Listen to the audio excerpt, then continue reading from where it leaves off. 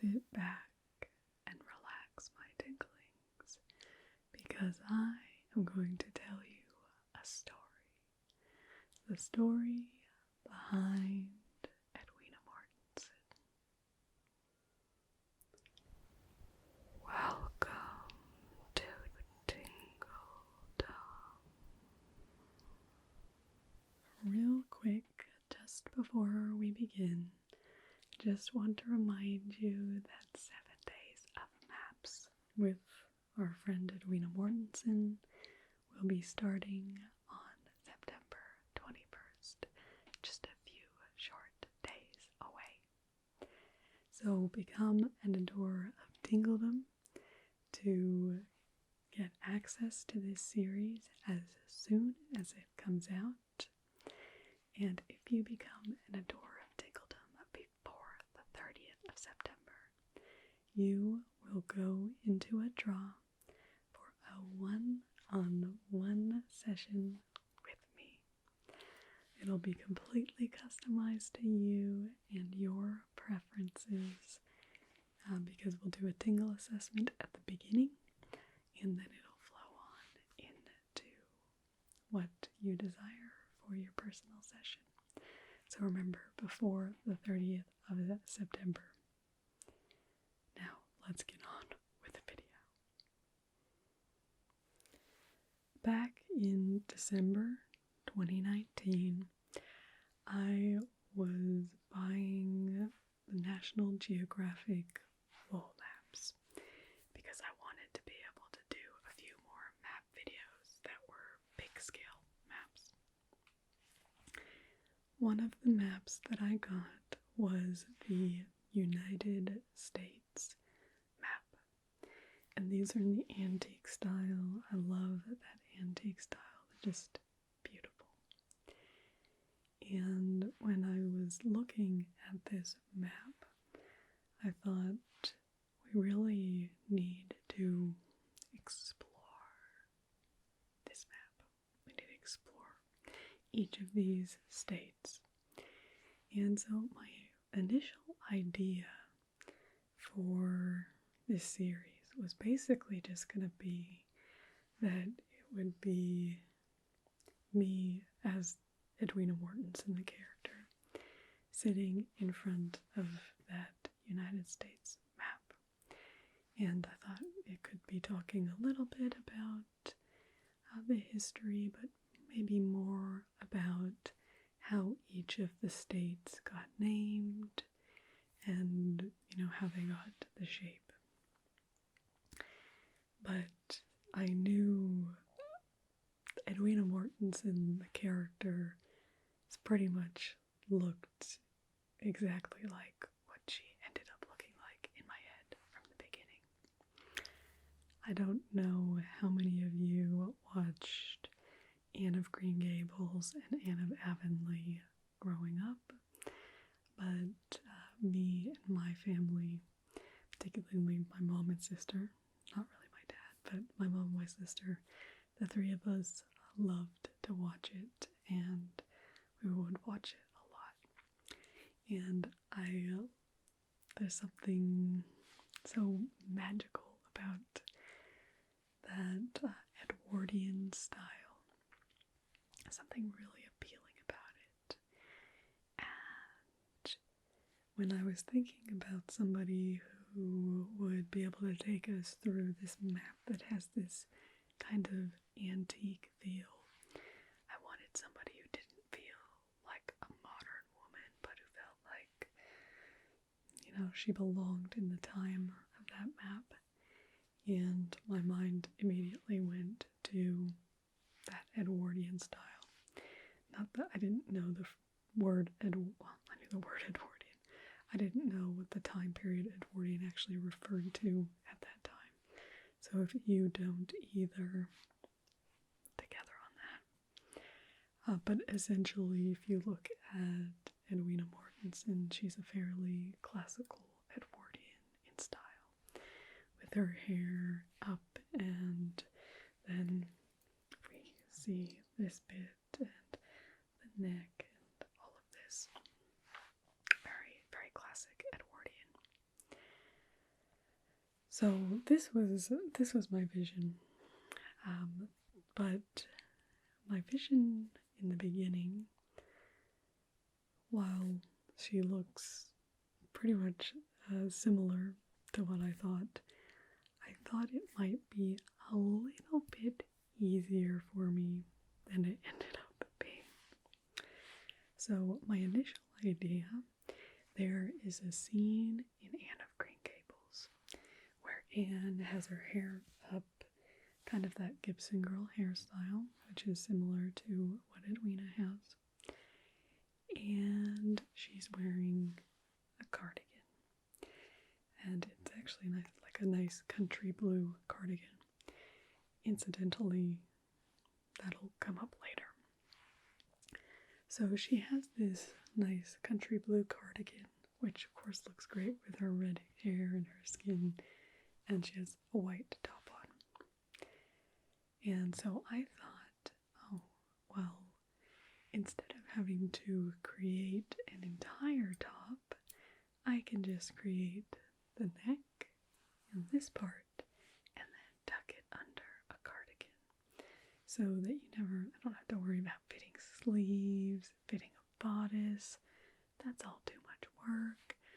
I'll just, kind of fake it till I make it, but just do the part I need to, which would just be this part, cover it with a cardigan. It'd be great. This was my initial plan. So I went out to the store and I purchased the items to begin making this top. You can see me trying on the necklace. I found this fabric that had these pin tucks, which is what you call the tucks that are like this. Those little seams that have the fold over. It's called a pin tuck. I saw fabric that was like that, but it was really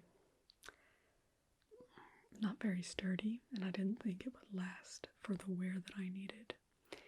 So I used that almost as an inspiration for how I wanted to do this, and then I found the lace that I liked, tried those, and thought, yep, this will be it. Went home, super excited about Edwina Mortensen, and had to try doing her hair as well, which is when my patrons first got a glimpse of Edwina Mortensen getting her hair all done up. I didn't have a curling iron at that time, and so I actually didn't curl my hair in that one, but I knew I would want to have little curly tendrils. And I have thought about trying to learn how to pin curl my hair, but I haven't gotten there yet. That may be more if I want to do like 50s style hair, but you also need a setting lotion apparently. But anyway, story for another time and another character that may or may not eventuate. But so I did the hair. I was really happy with how it turned out. Now the hair is a story in itself. I follow a tutorial that you can get on YouTube. I'll link it down in the comments. In that one, they actually, curled her hair properly and all that. So in that, they actually recommend getting 2 hair donuts. So these start off kind of like that. And then I cut them in half. Now, they just had 2, and then they would pin them down onto the hair or onto the head. But this was another woman doing the hair. So I tried doing that. I couldn't get them to line up. Really hard to do on myself.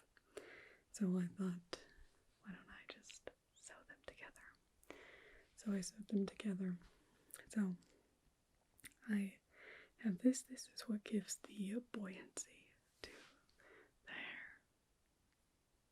hair. Anyway, so that's what gives the buoyancy to the hair. And then basically just kind of pin it all around there and then curl the front and pin that in. But I didn't have a curling iron, And so I did get a curling iron as well, because I thought, well, if I want to do Edwina Mortensen, I'll need to curl my hair some way, and pin curls was really a step too far for me at that point. Anyway, back to our shirt. So I had a neck, and I had a front piece, and I had a back piece too, which has buttons on it, which you won't see, but so I had the buttons, I had that all together, I could wear it, I could see, oh man, this looks really good. I'd also ordered her little piece there, so I'd ordered her that. It's actually just, that's not even, it was really cheap, like $8 I think, which I had a little bit of, because in my memory, they would sit in the middle of the neck piece, but then I was going back and watching Anne of Avonlea, and I saw a lot of them actually wear it right on that point, where, so down here, kind of on the seam, rather than up here. So that's where I put it for now. But anyway, so I ordered that, and I was just like, okay, just need to find the cardigan. So I looked actually, wow, I'm a big online shopper. I don't like going out in person. I found a cardigan I did quite like. It was a Ralph Lauren cardigan with navy. As I said, country blue. We'll come back to that in a second. But I found this one, it was navy. But Edwina Mortensen would not be wearing a Ralph Lauren sweater. And it has a little prominent logo on it, and I looked up, and it sounds like pretty much anybody who tries to remove it, you end up ruining the piece. And so I kind of ditched that idea. Now, the one place I do go in person a bit is our Savers thrift shop. I love Savers. My love always jokes when I go in there. I say, oh, I'll be a few minutes, and he said, okay, see you tomorrow. It's a great place for me to find all sorts of really interesting stuff for my channel. I just love everything that I find, because it just has patina. Anyway, patina. So, I'm in shopping, looking through all the cardigans, all the cardigans, and I find like the perfect style. Perfect style would look amazing, would look perfect. Country blue. Now, country blue, as I said, on Megan Follows, the actress who plays Anne, looks great on her. Me, on the other hand, country blue is like in the exact opposite season. It's a very muted and light color, no contrast, and just kind of yuck for me. And I thought that was a step too, that was a bridge too far for me. It was like I had this cream sweater that I tried once, because I really liked it. It had a high neck, and I thought it looked cozy, but I thought I looked way too bad in it. So now, when I'm trying to still mix it in a cozy vibe, I at least try to stay very close to my color palette. So there's not really any browns in my color palette, but I go for a really blacky type brown, which is kind of what my turtleneck is. Or you have like this color, which I think looks decent on me without being, I mean, I really look best in bright, bold colors, but they're not the most relaxing. So I try and balance it out where I can. But anyway, so I found this cardigan, and I thought, oh, I found it. This is great. It was kind of, well, I thought it was maybe a little bit lighter, like this type of color. color. Thought it'd be pretty good. But somehow, when I got it home, it was not good. Not good. It looked too modern. It's a berry. Like I was gonna say, it's a berry. Berry is the color. The style wasn't great either. And I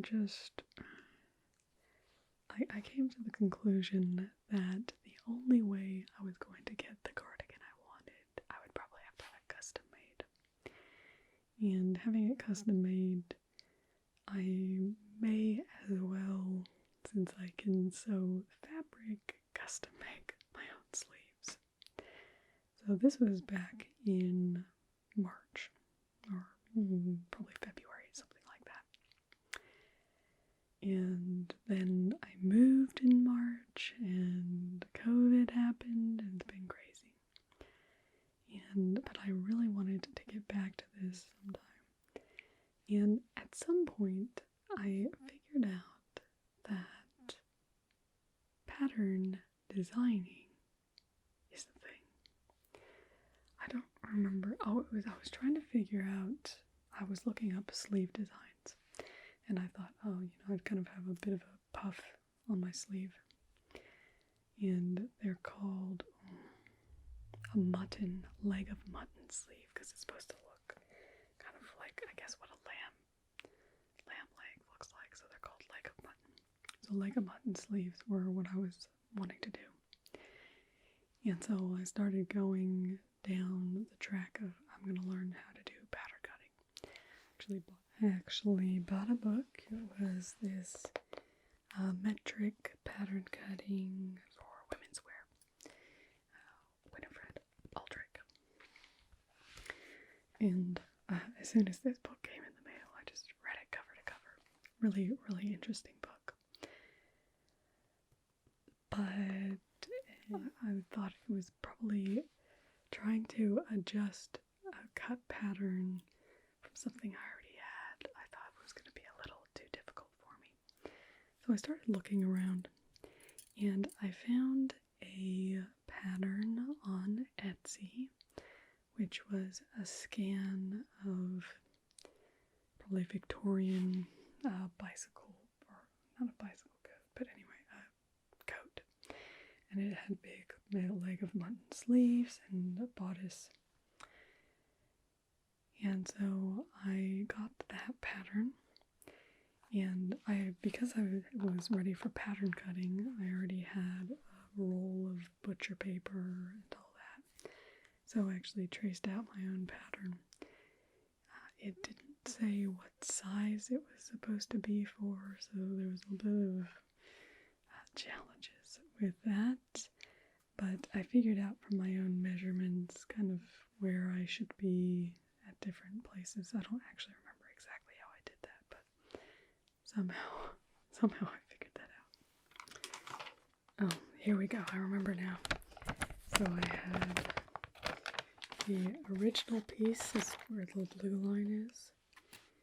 And then because of my measurements, I could figure out how much I needed to add and that sort of thing. Women were definitely in general much more petite then. But yeah, so that was a whole process. It was first just fitting the bodice. And I have this huge pattern piece. It's actually right there, but it's huge. Fine, holding up. See, it's too big. So this is the part to actually add that leg of mutton, to add all of that out. And when I kind of mocked up doing, I didn't actually cut that bit out, so I don't remember how I was mocking it up, but I think I was trying something on and I just thought, it's gonna be too big. It's gonna be too big. I'm very top heavy because of my bust, and so adding more interest at the shoulders is a really bad look. And so I didn't want to do that, so I thought, well, we'll go with a little bit a lower profile sleeve. So I had to create that. And I wanted to do a two-piece sleeve. So most modern sleeves, if you look at my sleeve here, we have a single seam right here, kind of in your underside. Well, I wanted to do in really high-end, like, so Chanel uses a three-piece sleeve, I think. But really high-end sleeve, you'll still see, two-piece or three-piece sleeves. But by and large, most sleeves are a one-piece sleeve. But back in the day, when people were their own seamstresses, you'd get more of a two-piece sleeve. So down at the wrist, you can see we have this seam and this seam. So we have two seams there. And so if you're looking at it here on, it would be a bit more like that. So it actually makes it, see how this is kind of sticking out a bit? That's happening. You get that less two-piece sleeve, and you just get a better fit overall as well. So I was trying to figure out that. It's the first time I've ever done a two-piece sleeve. And I wanted to make sure I had enough puff in the shoulders. And so while I was doing this, all the photos that you can see are just me sending them to my mom because I wanted to get her feedback. She's been sewing all her life, and she teaches children sewing lessons, and so it just really helps me to have somebody to share and, think ideas and that sort of thing, and bounce ideas off of. So I'm very lucky, very, very lucky to have my mom. And so eventually I found a sleeve that I was happy with. So then I had to line it. So it's got a nice lining on the inside. So if you see the inside, it's just the same. Which is a little bit hard to figure out because you actually, we have to sew it together, but it's all good. And so I finally had her bodice together. And I really, really wanted to finish it by June. I wanted to be able to start my Edwina Mortensen series the first of every month, starting in June. I think I really wanted to start it in May, but that was way too ambitious. So I checked out all of these books. No, that wasn't actually until Pennsylvania that I checked out the books. Delaware was the first video. I actually found this video series. There was this Delaware historian who did a series where he talked about the history of Delaware. And he did it like 12-hour-long videos. So I watched the beginning parts because once it became a state, that's kind of beyond the period of time that I was interested in. So that was really interesting. And then otherwise I just did a lot of general reading. And I was happy with how Delaware came out, but I wanted to, I loved being able to access this information from this historian.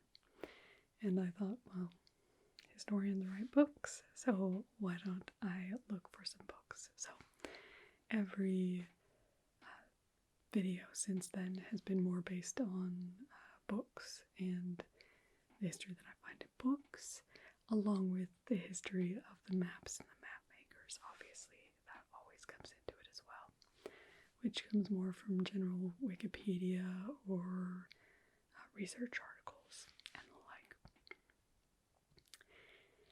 And then I really wanted to make something special. I came up with the idea for 7 Days of Maps way back in, about a year and a half ago. And I did a live stream about it, trying to get some ideas, and that was kind of where we settled. Was that 7 days of map sounded like a decent idea. And so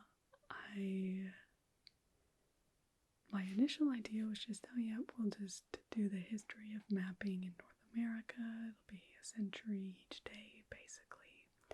And I actually selected probably 80% of the maps at that point. I picked maps based on what I thought looked really cool, what people said was important, and I love all the maps. They're beautiful. And then when I got the idea for Edwina Mortensen and it was all kind of just, came together that she would do the series on the history and naming, and I would have the 7 days of maps. She could be, North American cartographer, like historical cartographer. Cartography historian is probably the better term.